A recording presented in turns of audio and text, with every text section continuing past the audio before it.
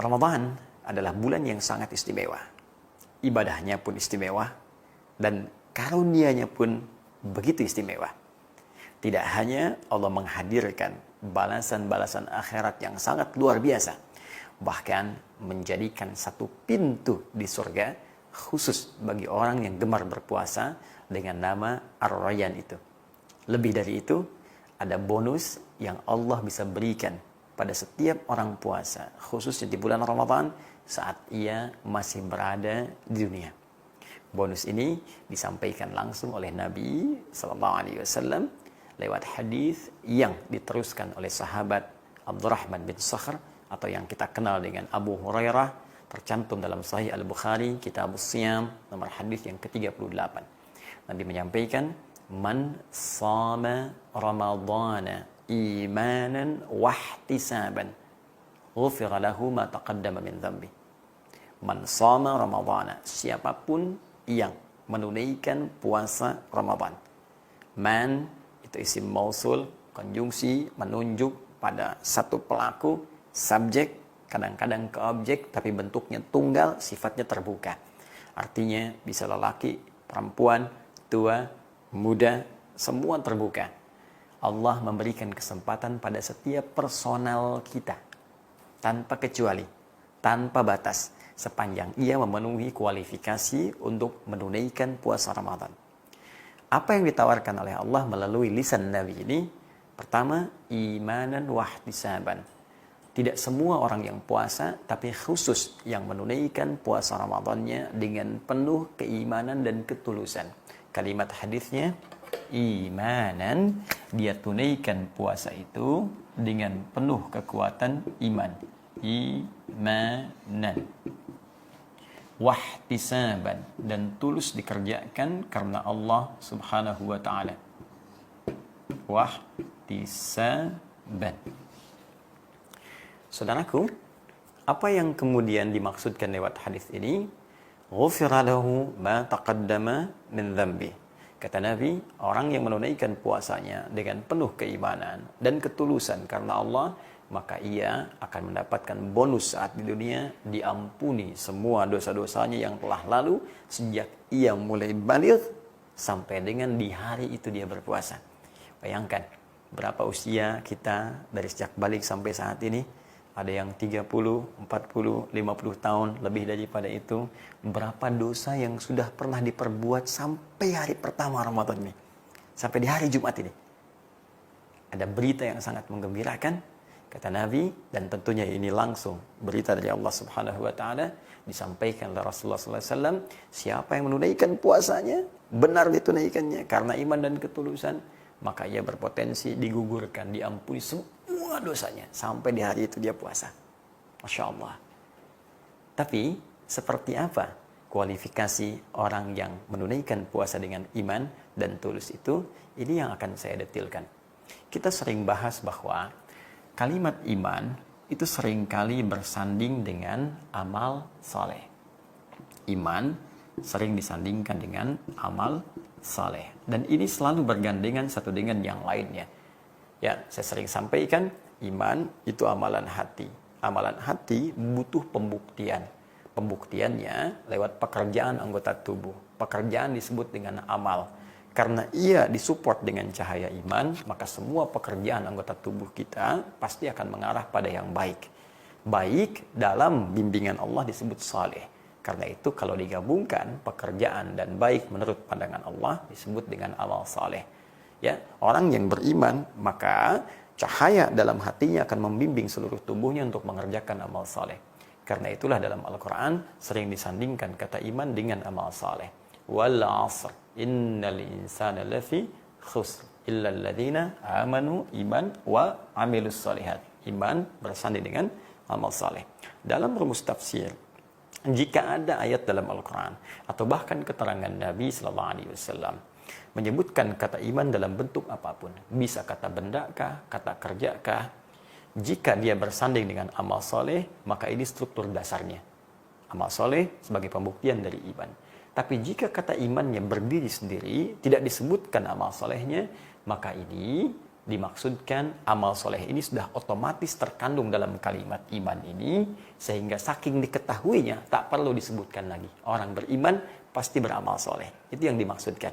Ya, seperti firman Allah Subhanahu wa taala di Quran surah ke-52 ayat 21.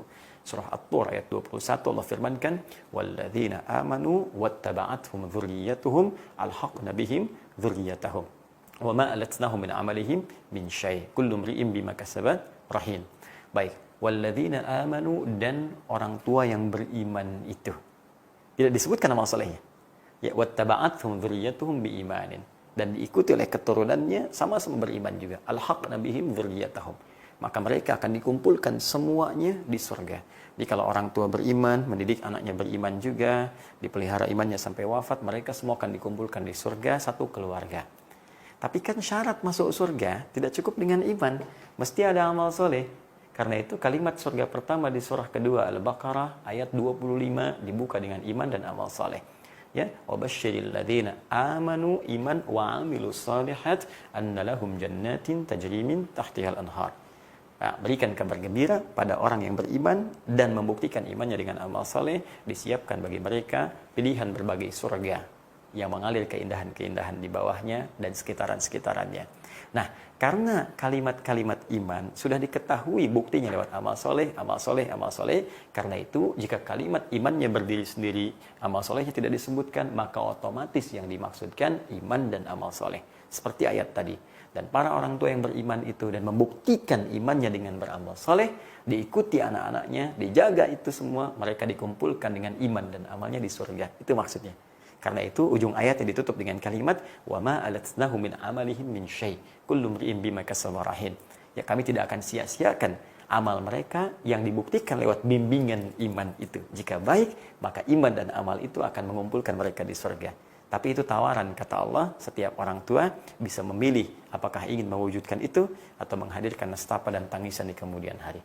Terkait dengan rumus hadis Nabi tentang puasa Ramadan ini, karena kalimat ini disebutkan iman tunggal tanpa amal solehnya, maka sudah otomatis mencakup kalimat yang tadi saya maksudkan, imanan. Karena itu cara menerjemahkannya, man shoma ramadhana, siapa yang menunaikan puasa Ramadan, siapapun dia, laki-laki, perempuan, sepanjang dia baligh, ya, masuk dalam kualifikasi imanan, dia tunaikan puasanya dengan penuh keimanan.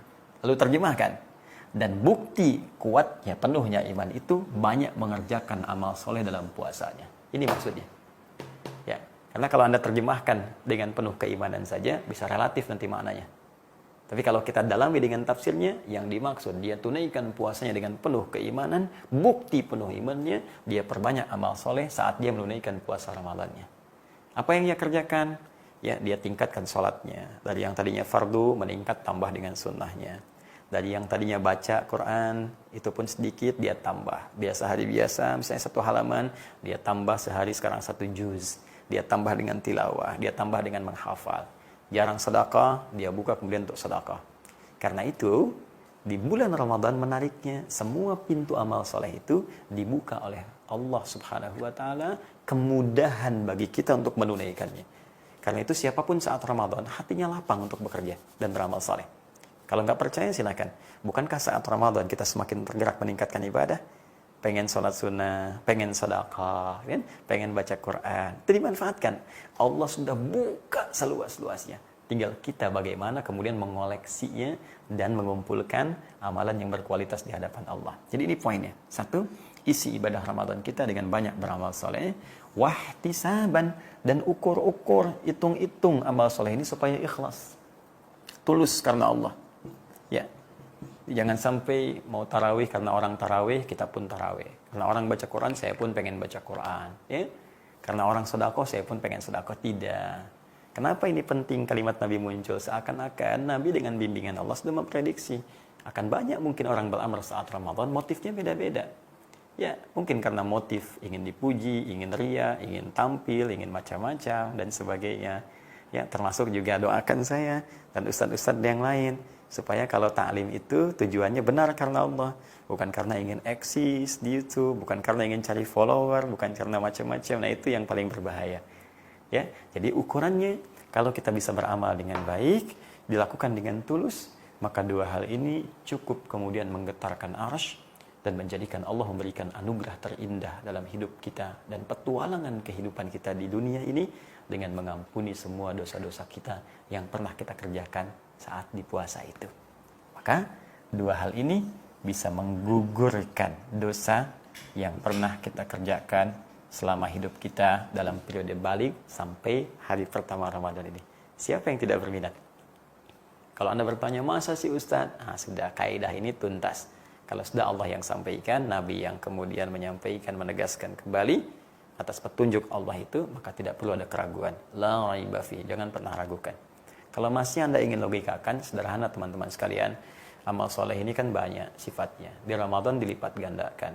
Yang biasanya 10, jadi dilipat gandakan 10 lagi jadi 100. Ya, karena dilipat gandakan, maka setiap yang kita kerjakan pahalanya lebih banyak. Bukankah setiap amal akan menutup yang buruknya? Amal soleh akan menggugurkan yang salah. Demikian rumusnya di hadis Muslim. Ya, fa in faniyat hasanatuhu, jika habis yang baiknya ini, sisa yang buruk. Kalau masih ada buruk, baiknya banyak, nutup. Jadi dosa-dosa kita yang lama-lama itu dengan taubat kita, ya, diterima oleh Allah Subhanahu wa taala, dan amal-amal soleh yang kita kerjakan menutup dosa-dosa kita. Tutup. Apalagi kemudian kita bertobat di hadapan Allah Subhanahu wa taala, maka seketika itu hilanglah kesalahan-kesalahan, dosa-dosa yang sebelumnya sempat tertuliskan. Ini anugerah yang paling besar yang mungkin kita dapati di hadapan Allah Subhanahu wa taala.